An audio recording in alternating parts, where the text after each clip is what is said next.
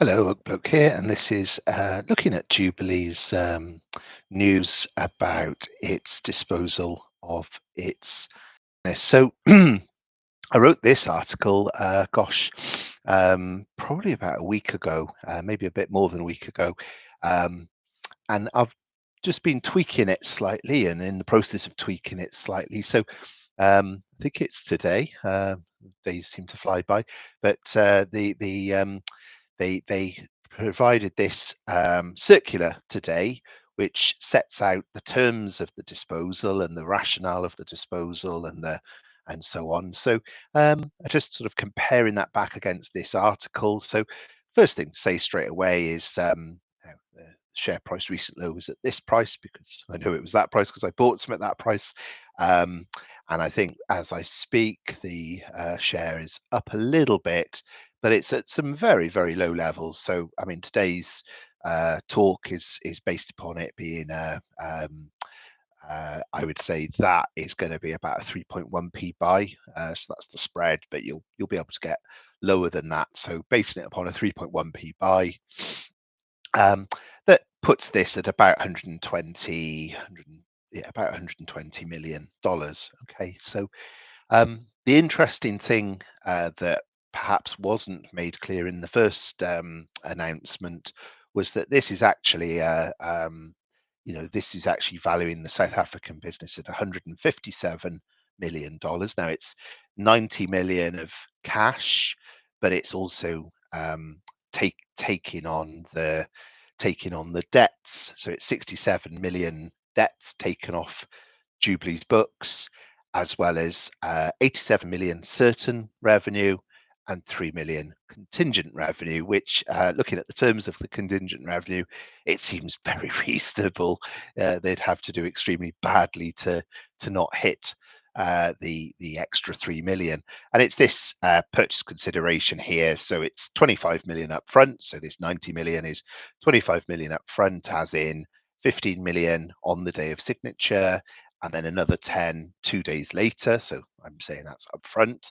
Then so another 50 is 15 on at the end of the first year, then 10 million after that until on each subsequent anniversary until the deferred 50 has been paid in full. So they say a minimum of 15, but the idea is that this is a 3 year. So this first year could be actually 20, followed by minimum 10, but it's basically until 50 has been. So looking at this, it could take 4.5 years for the cash to come through, but it could come through quicker. The deferred will be accelerated if they do any further production past 1.5. Now they're doing more than 1.5 now, is the point. That and any production past 36,000 ounces, and they're doing past that as well. The latest results put it at sort of close on 40, and this I think is on a run rate of about 1.8 million. So I mean, if you take 5 times 300, that gets you 1.5 million, and that times 4,000 is that's about another 400,000. So that even at today's production, there's an acceleration of at least 2 million, and so we're talking 17, 12, 12 gets you to 41, and then 9 in the last year gets you to 50. So it looks something like that, and then it's a minimum of 12, maximum of 15. So this is the contingent element, and basically it's three, uh, three, three, 3 cents 50. I think that is. It sort of says $3.50 per ton. I think that's 3.5 cents per ton. So there's kind of like a little extra tickle per ton produced. met certain commodity price and exchange rate performance criteria. So it um, yeah, sort of very reasonable terms as far as I can see. Obviously, it's just my opinion, and not advice, but certainly there doesn't seem to be anything in there that looks kind of unfair or worrisome. So yeah, uh, you know the fact that it's not 90, it's actually 157 is fantastic news. I mean, that's an extra 67 million. I mean, that's more than half the market cap um, that wasn't kind of entirely clear in the original announcement. I mean, if we go and look at these were the accounts in December 31st. 2024, so the last official accounts. And what we see is, the banking, the current liabilities, total liabilities were $183 million. The equity was $243 million. So, compared to the market cap, the equity was kind of about 50% of the market cap. And then we had assets, so current assets and non-current assets. Bearing in mind that some of these non-current assets were intellectual property and intangibles. They weren't stuff you could touch. They were know-how. Part of the announcement and part of this number here, they say 23% of that is non-tangible. So that's about $15 million that is, not like equipment, diggers and stuff to do with actual processing of the ore. It's just the know-how. So that's what's getting disposed of. The consideration is 90.6 million. Is this sort of element of equity here? The amount of money being paid is this amount here, 90 million. So post sale, where we end up is that if you strip out everything from this is the combined, this is the South African, this is therefore the Zambian, and this is not in the the announcement today, but it's very helpful to understand that Zambia, once you strip out the assets of South Africa, the majority, 80% of the actual fixed assets are based in Zambia, not in South Africa. That this is kind of quite minimal amounts of equipment. Now, I would say the bulk of this number here is going to be the Sable refinery, the Rowan processor. We know the Rowan processor's worth about 50 million. We know the Sable mine, or sorry, Sable refinery to build from scratch would cost about 400 million. Now it's not on the books at 400 million, but if you had to build another Sable, that's how much it would cost to build. The current assets, I mean, what is sort of very remarkable is that obviously this current assets and this current liabilities and this banking facilities or debt. So what we see here is that we've got all of those net assets. So that's sort of 36 million of working capital that's going across to the South African business. That that there's 100 and that's sort of 113 million of liabilities offset by the working capital, kind of gets you to that 67 million. So as I say, I suppose the other way of looking at this is when you strip this number out, just how undercapitalized. Whilst it's got the two, it's got the refinery, it's got the Rowan, it's got lots of fixed assets, but has very little working capital. I mean, if you look at like that number now, this is actually a positive number here. So actually, you've got to sort of say the working capital in Zambia is about 37 million because it's this number here, okay, minus the current liabilities, which is this number here. So that's a net kind of minus 33 million working capital. So in other words, Zambia is being held up by borrowing. So this current liabilities kind of being debt and debt facilities. So yeah, offset by these assets of stock and cash and bank and so on. So the and then these non-current liabilities will be like tax, deferred tax, things like that. So as I say, I mean, you know, the the noticeable thing about this is that if you kind of treat these as two separate standalone businesses, is the idea that this one um, is very undercapitalized in terms of its working capital.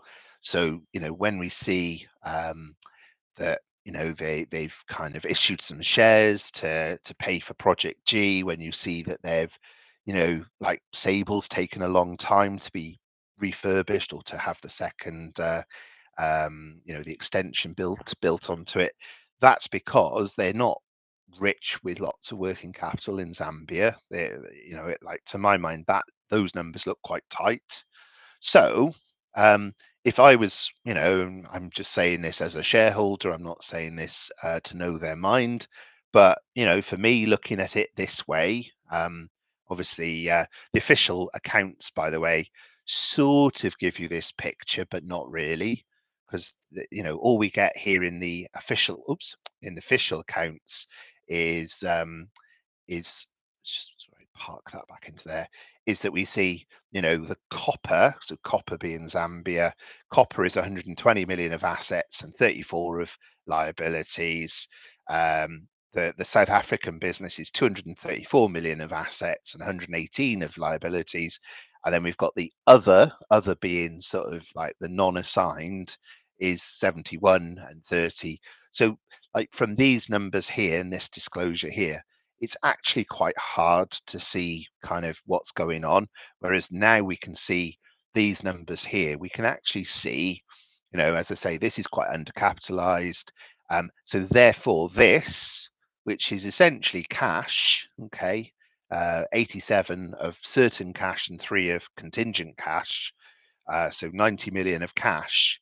I mean, basically, if you take that number, um, uh, that number and that number, you end up with 56 million.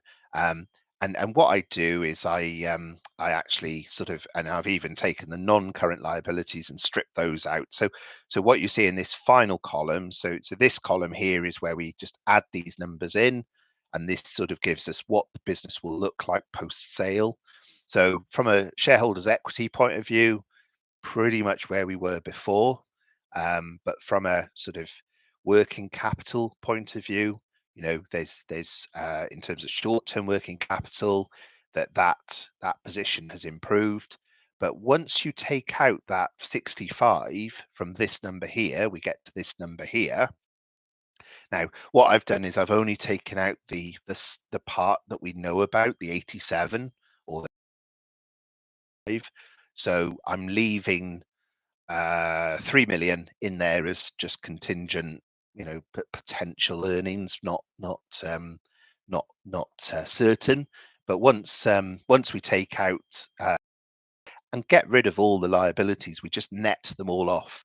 What we see is in the course of time that Zambia is left with about 35 million net working capital. Okay, so from going from this number here, which was minus, you know, between sort of minus minus 33, and if you include the non-current liabilities, then you get to minus 50. So going from a negative working capital to a positive working capital is a massive difference. You know, I can absolutely see the logic of doing this. It makes a lot of sense. And if I take that 35 million off today's share price, that means essentially, you know, valuing it as a business, I'm valuing it as sort of, you know, net of the working capital, the cash in the business, strip that out, I get to 85, roughly 85 million. So, you know, if I think the business can generate 8 times earnings, anything above 10 million and the business is cheap, that's the intrinsic value as far as I can see. Now, when I ran my numbers, now I'm assuming here that there's kind of 3 months of Chrome and PGM. I mean, you know, here we are in mid-August, they're going to vote on it. by the end of August. It'll go through probably late September. So, that's 3 months of Chrome and PGMs that will get rolled into 2026 results. What I've done then is now the guidance for the full year is 5,100. I'm actually kind of looking at the numbers. I think they could achieve more than that, that they could achieve 7,800. If that's the case, and this forecast price here is basically dropping out, as you can see there, I'm dropping out 18.5% because I'm assuming that it's sulfides and copper sulfides and it's going to be copper concentrates, not copper cathode. So I'm discounting the 9,500 basket price. Obviously 9,500 tad on the low side as well. I'm forecasting the cost of sale to be 5.2, which again is, if anything, that's a tad on the high side as well. Even sort of doing all of that, I get to a margin, an EBITDA of $37 million. So that's 3.7 times my target, or 2.7 times higher than my target. And that sort of gets me, that gets me to sort of an EBITDA of £28 million. If we roll forward to 2027, and if we say, well, if we can expect 27,000, okay, so this is kind of by 1st of July next year, Sable's operational, that they're on a steady 27,000 a year, which again, I don't think is particularly aggressive. I've obviously made the copper price slightly higher.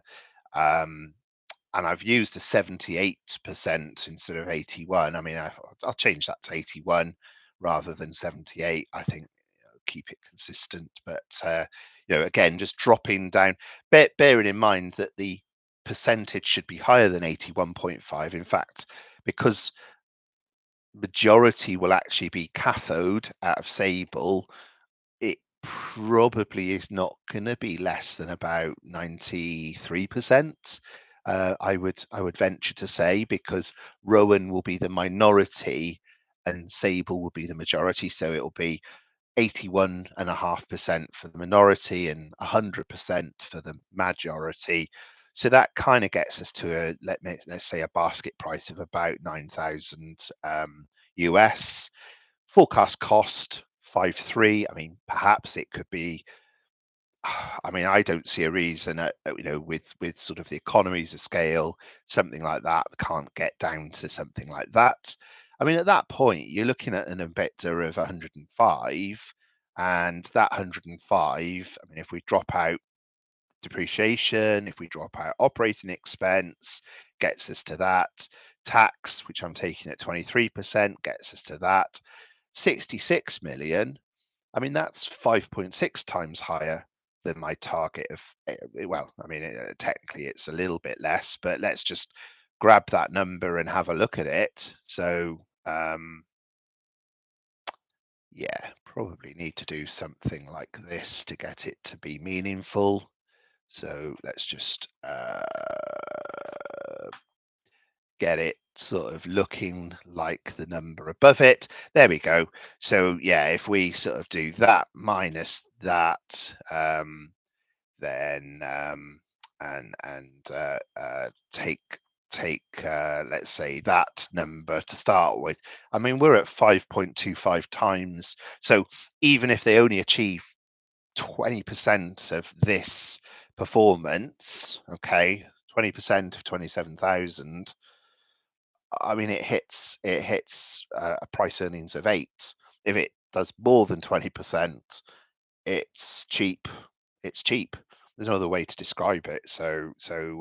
Yeah, it sort of stands up to really good scrutiny, I think. So, I mean, in this article, I talk as well. I mean, there's other upsides as well.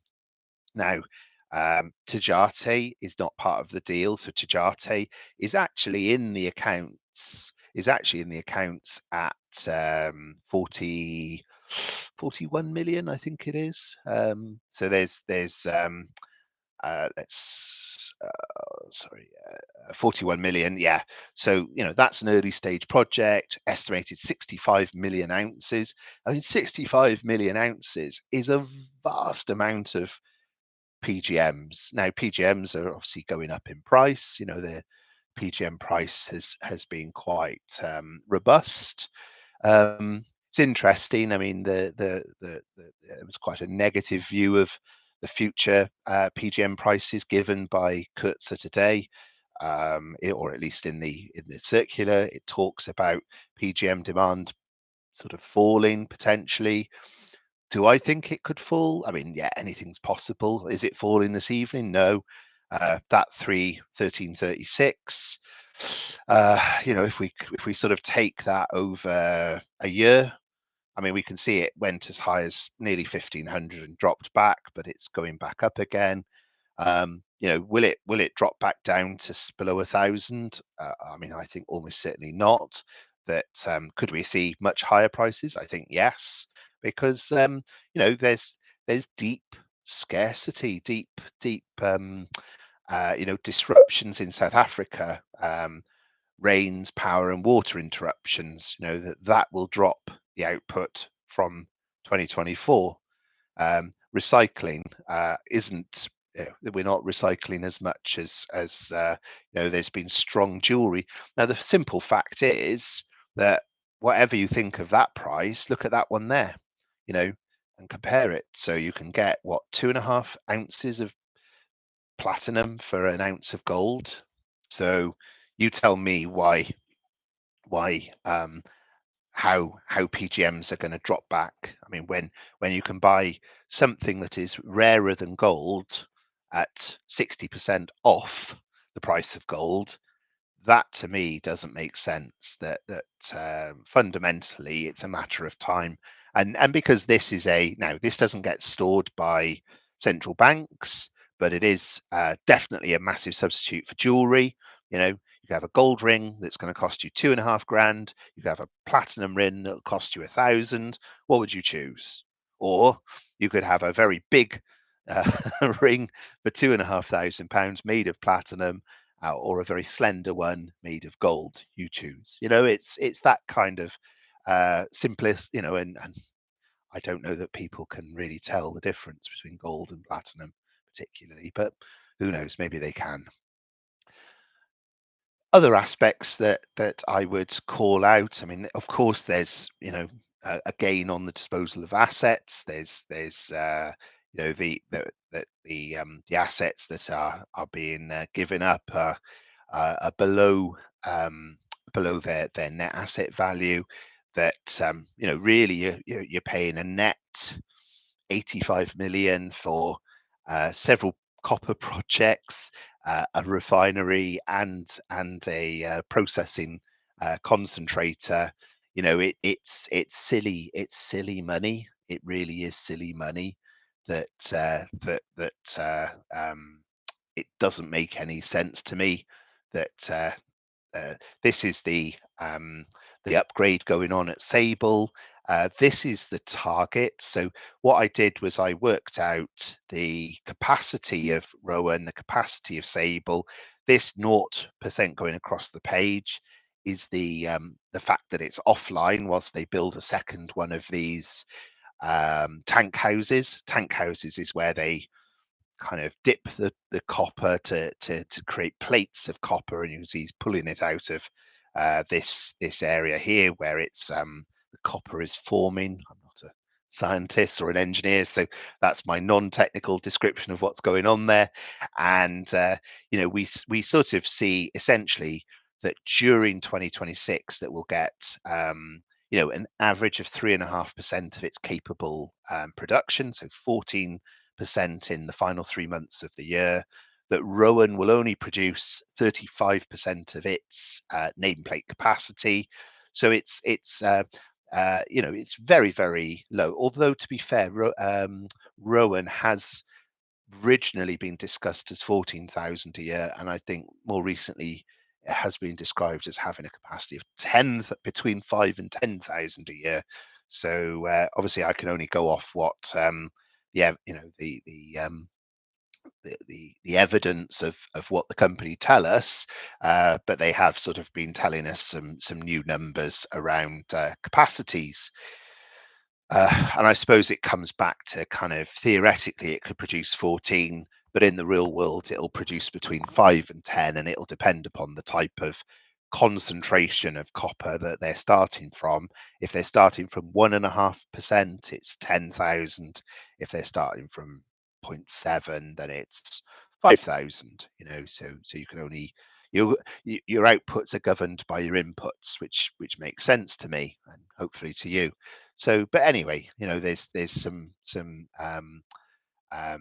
some encouraging um, ideas that this could um, extend, a few different ways. That you've got the Moncayo, the Project G, different projects. You've got the large waste project. So there's some reasons to feel reasonably positive about this. So anyway, that kind of concludes what I was going to cover in this hopefully short video. 26 minutes isn't that short. Hopefully that's been useful, and certainly, in terms of the vote, I mean, my own personal point of view for whatever it matters is that I think definitely vote with the company to dispose of the South African business. It makes sense to do so. I think the reasons they give is sound. I think the logic of it is sound. I mean, yes, there's increased PGM prices, but copper is a much more is a good prospective market, and I think the difference is that they own the production and the means of production. They're not just buying in material. It's a very different business in Zambia compared to South Africa. So anyway, that's enough from me. Hopefully that's useful. None of this is investment advice. So cheerio from the Oak Bloke. Cheerio for now. Bye bye.